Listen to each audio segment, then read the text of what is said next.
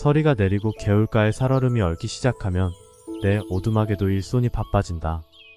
캐다가 남긴 고구마를 마저 캐서 드려야 하고 겨울 동안 난로에 지필 장작을 골라서 추녀 밑에 따로 쌓아 놓아야 한다. 장작의 길이가 길면 난로에 들어갈 수 없기 때문에 짧은 걸로 가리고 통으로 된 나무는 쪼개 놓아야 한다. 그리고 불쏘시개로 쓰기 위해 관솔이 뺀 소나무 장작을 잘게 쪼개 놓는다.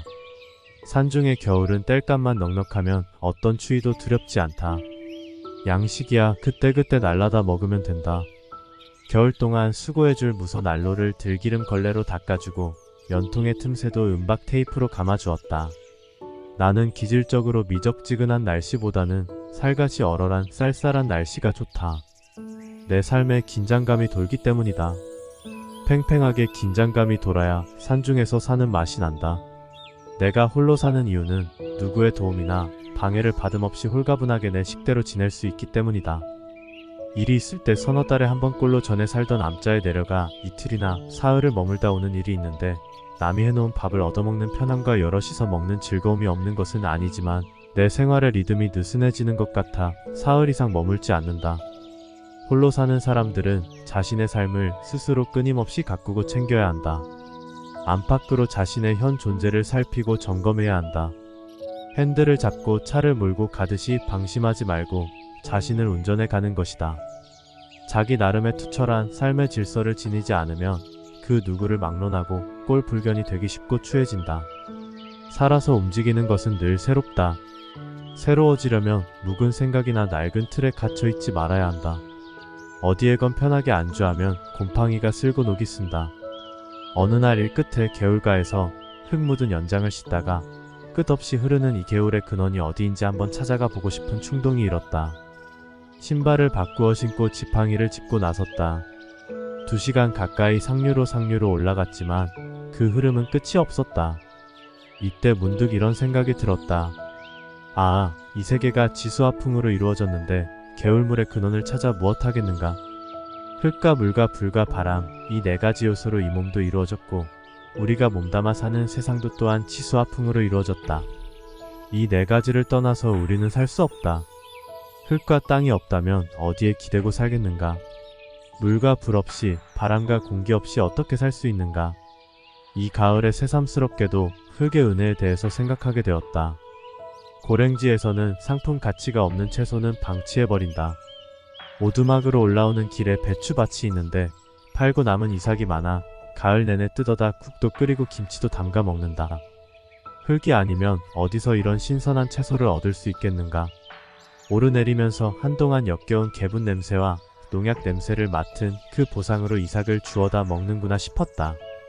눈이 내려 쌓이고 강추위가 오기까지는 이삭 배추의 혜택은 계속해서 있게 될 것이다. 가을이면 습한 개울가에 진남빛 용담이 핀다. 그 뿌리가 용의 쓸개보다도 더 쓰다고 해서 용담이란 이름이 생겼다는데 그 용을 누가 보았단 말인가? 또 그 쓸개의 맛은 누가 보았는가? 이름에는 그런 허무맹랑한 것이 덜어있다. 어쨌든 가을 야생화 중에서 용담은 산중의 귀한 꽃이다. 그런데 이 용담은 늘 입을 다문 채 있다. 활짝 피어있는 것을 지금껏 보지 못했다. 식물도감을 보아도 대부분 봉오리로 있는 것만을 씻고 있다. 물을 길러 개울가로 갈 때마다 발치에 유난히 여린 용담이 한 그루 눈에 띄었다. 그때마다 눈여겨보면서 잘 있었니? 하고 안부를 묻곤 했다. 둘레에 많은 용담이 건강하게 꽃봉오리를 머금고 있는데 그 한 그루만 외떨어져 여리게 올라와 있었다. 나는 어느 날 그 용담한테 두런두런 말을 걸었다. 아직 내 방을 구경하지 못했는데 문 좀 열어볼래? 그 이튿날 물을 길러 개울가에 갔더니 마침내 그 용담이 문을 열어주었다. 희고 가녀린 꽃술이 보였다. 처음으로 본 용담의 꽃술이다. 그 용담은, 그토록 가녀린 용담은 다른 용담이 자취도 없이 사라지고 난 후까지도 자리를 지키면서 나를 맞아주었다. 사람의 눈길과 따뜻한 관심이 식물의 세계와 교감할 수 있다는 것은 익히 알려진 바다. 식물학자 루터 버뱅크는 이렇게 말한 적이 있다. 식물을 독특하게 길러내고자 할 때면 나는 무릎을 꿇고 그 식물에게 말을 건넨다. 식물에게는 20가지도 넘는 지각 능력이 있는데 인간의 그것과 형태가 다르기 때문에 우리로서는 그들에게 그런 능력이 있는지 알지 못한다. 나는 지난 여름 절마당 한쪽에 버려진 덩굴 식물이 눈에 띄어 그걸 주워다 화분에 심어두었다. 최근에야 그 이름이 싱고니움이란 걸 알았다. 그때는 이파리가 2잎뿐이었는데 한 잎은 이내 시들고 말았다. 날마다 눈길을 주면서 목이 마를까봐 물을 자주 주었다. 덩굴은 한참 만에 기운을 차리고 새 줄기와 잎을 내보였다.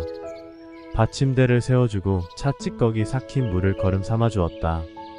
겨우 한 잎뿐이던 것이 지금은 30여 개나 되는 이파리와 투자, 반이 넘는 줄기로 무성하게 자라났다.